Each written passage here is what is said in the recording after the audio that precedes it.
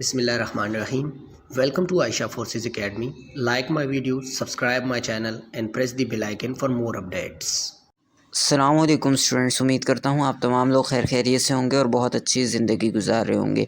Students, आप लोगों को याद होगा हमारी एयर फोर्स एरो ट्रेड की टेस्ट प्रिपरेशन चल रही है, जिसमें हम बहुत सारे पार्ट्स अपलोड कर चुके हैं। Almost 18-19 parts I think upload कर चुके हैं, जिसमें हमने बहुत सारा एक्सपीरियंस शेयर किया है और ये सारे पास्ट एक्सपीरियंस से आते हैं। जितना भी लास्ट 2023 में आए थे सवाल, वो सारे मैंने इसमें इंक्लूड करें।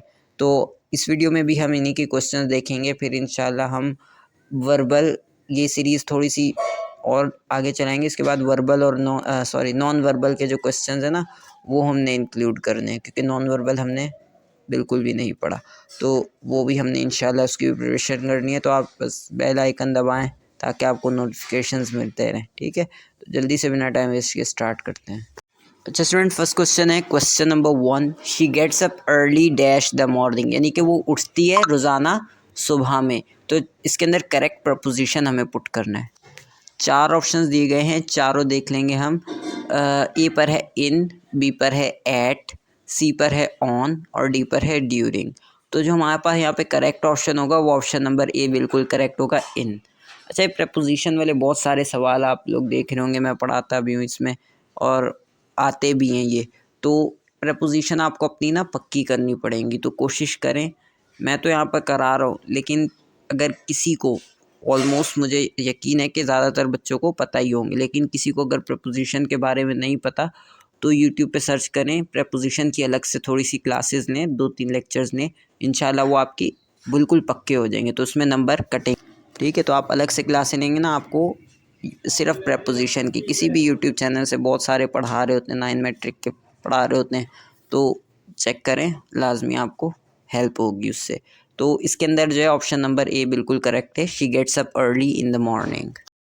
अच्छा स्टूडेंट, नेक्स्ट क्वेश्चन है, question number 2, dash is going to the party, मतलब कौन डैश, हम अब पार्टी पर जा रहे हैं। अभी हमें बताना है कौन जा रहे हैं पार्टी पर। 4 ऑप्शन दिए गए हैं, चारों हम चेक करेंगे। ए पर है नोबडी, बी पर है समबडी और डी सी पर है एनीवन और डी पर है एवरीवन। तो नोबडी तो होगा नहीं, समबडी भी नहीं होगा, एवरीवन हमारा बिल्कुल करेक्ट ये करेक्ट सेंटेंस बन रहा है। इधर प्रपोजिशन नहीं है, ये सेंटेंस कंप्लीट करना है, तो एवरीवन बिल्कुल करेक्ट है। Everyone is going to the party, everyone meaning होता है सब जा रहे हैं, सब पार्टी पर जा रहे हैं, तो ऑप्शन डी बिल्कुल करेक्ट है। अच्छा स्टूडेंट, नेक्स्ट क्वेश्चन है, question number 3, N auxiliary verb is also called a dash. Auxiliary verb बतानी है कि ऑक्सिलरी वर्ब को हम और क्या कह सकते हैं, मतलब ऑक्सिलरी वर्ब का दूसरा नाम बताना है। 4 ऑप्शंस दिए गए हैं, ए पर है मेन वर्ब, बी पर हेल्पिंग वर्ब, सी पर है एक्शन वर्ड और डी पर है लिंकिंग वर्ड। तो ऑक्सिलरी वर्ब होती क्या है, ये हेल्पिंग वर्ब होती है, ऑप्शन बी इसका करेक्ट ऑप्शन है। लेकिन हेल्पिंग वर्ब क्या होता है, ऑलमोस्ट ज़्यादा स्टूडेंट्स को पता होगा, मगर हल्का सा बता देता हूँ कि सेंटेंस जब हम बनाना सीख रहे होते हैं ना, जब हम सेंटेंस बनाना सीख रहे होते हैं, तो उसके अंदर जो है ना, शुरू में टेंसेस वगैरह जब हम पढ़ते हैं, जैसे प्रेजेंट के टेंस होते हैं, present definite, past indefinite, future indefinite, continuous के होते हैं, फिर परफेक्ट के टेंसेस होते हैं। टोटल 12 टेंसेस होते हैं जिनकी हमें प्रिपरेशन करनी पड़ती है। तो उन 12 के 12 में जो है ना, एक चीज़ हमेशा जो है ना ये लगती है, इसके बगैर हम जुमला बना ही नहीं सकते, और वो होती है हेल्पिंग वर्ब। जैसे you are going to the party, आप पार्टी पर जा रहे हैं। इसके अंदर जो आर लगा हुआ है ना, are, A R E are, you के बाद जो आर है, ये हेल्पिंग वर्ब है। इसी तरह आएगा आई एम नॉट स्लीपिंग, इसके अंदर एम हेल्पिंग वर्ब है। अच्छा, एक सेंटेंस बनता है, I have done my homework, इसके अंदर जो हैव है ये परफेक्ट का टेंस है, मैं अपना काम कर चुका हूँ, तो हैव जो है हेल्पिंग वर्ब है। इस तरह की बहुत सारी एग्जांपल्स हैं, अलग अलग कंटिन्यूस के अलग हेल्पिंग वर्ब होते हैं और इंडेफिनेट के अलग होते हैं, और हर चीज़ के। तो यहाँ पर अगर मैं डिस्कस करने बैठा तो बहुत लंबी वीडियो ख़त्म ही नहीं होगी कभी, तो बहुत लंबे लेक्चर्स हैं। तो अभी इसका जो करेक्ट ऑप्शन है, ऑप्शन बी बिल्कुल करेक्ट है। अच्छा, नेक्स्ट क्वेश्चन है यहाँ पर, question number 4, he didn't promise dash the work.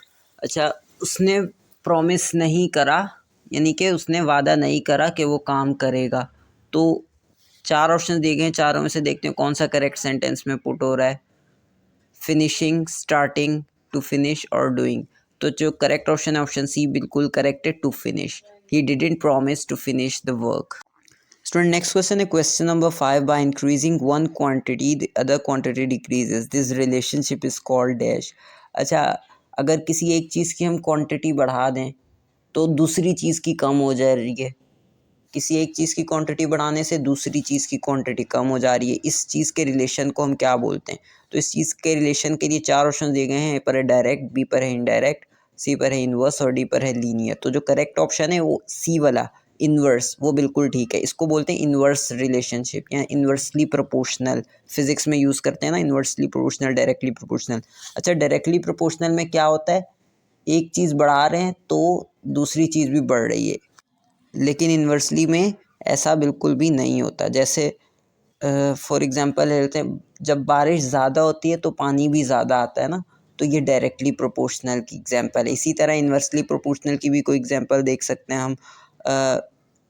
Inversely proportional में बेसिकली होता ही है, अगर एक चीज़ जैसे बारिश ज़्यादा हो रही है, पानी ज़्यादा हो रहा है, दोनों चीज़ें बढ़ रही हैं, लेकिन एक चीज़ बढ़ रही है और दूसरी चीज़ कम हो रही है, तो वो क्या होता है? इन्वर्सली प्रोपोर्शनल होता है। तो ऑप्शन सी बिल्कुल करेक्ट है। Next question student, question number 6. Karachi is to Pakistan and dash is to Saudi Arabia. Karachi को पाकिस्तान से कंपेयर किया गया है क्योंकि पाकिस्तान का सबसे बड़ा शहर कौन सा है? कराची। तो सऊदी अरब को किस से कंपेयर करेंगे? मीन्स सऊदी अरब का सबसे बड़ा शहर कौन सा होगा? तो 4 ऑप्शन दिए गए हैं। ए पर है दुबई, बी पर है रियाज, सी पर है इस्तांबुल और डी पर है कायरो। इस्तांबुल तो तुर्की का है और दुबई तो एक अलग ही शहर है जो कि यूएई में पाया जाता है, और कायरो भी अलग जो है कंट्री में पाया जाता है। तो रियाज़, इसको उर्दू में रियाज़ बोलते हैं, इंग्लिश में रियाद बोलते हैं। तो ये ऑप्शन बी बिल्कुल करेक्ट है क्योंकि ये सऊदी अरब में है। नेक्स्ट क्वेश्चन है, if the price of 4 bananas is 27 then the price of 8 bananas will be dash. यानी कि अगर हमारे पास 4 केले हैं, वो कितने के हैं? 27 रुपये के हैं।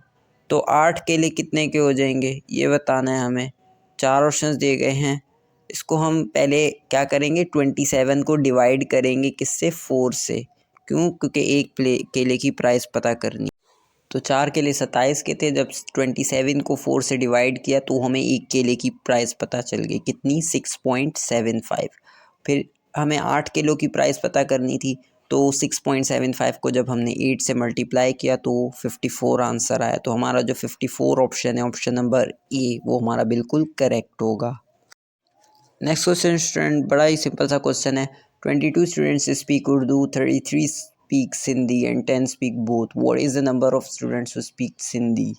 अच्छा, 22 बच्चे जो हैं उर्दू बोलते हैं, 33 बच्चे सिंधी बोलते हैं और 10 दोनों बोलते हैं। तो हमें ये बताना है कि सिंधी जो है बोलते हैं, वो सिर्फ जो सिंधी बोलते हैं वो कितने बच्चे हैं? तो हमारे सवाल में ही दिया हुआ है 33, तो ऑप्शन 33 यानी कि जो बी वाला ऑप्शन है वो बिल्कुल करेक्ट होगा। फ्रेंड्स, अगर आपको वीडियो पसंद आई हो तो आप लाइक करें, सब्सक्राइब करें और शेयर भी करें। अगर आपको कोई भी प्रॉब्लम आए तो आप कमेंट करके मुझसे कुछ भी सवाल पूछ सकते हैं। मैं एवरी टाइम आपके लिए रेडी रहूँगा और आपका कमेंट का जवाब दूंगा इंशाल्लाह। तो स्टूडेंट, अल्लाह हाफिज़।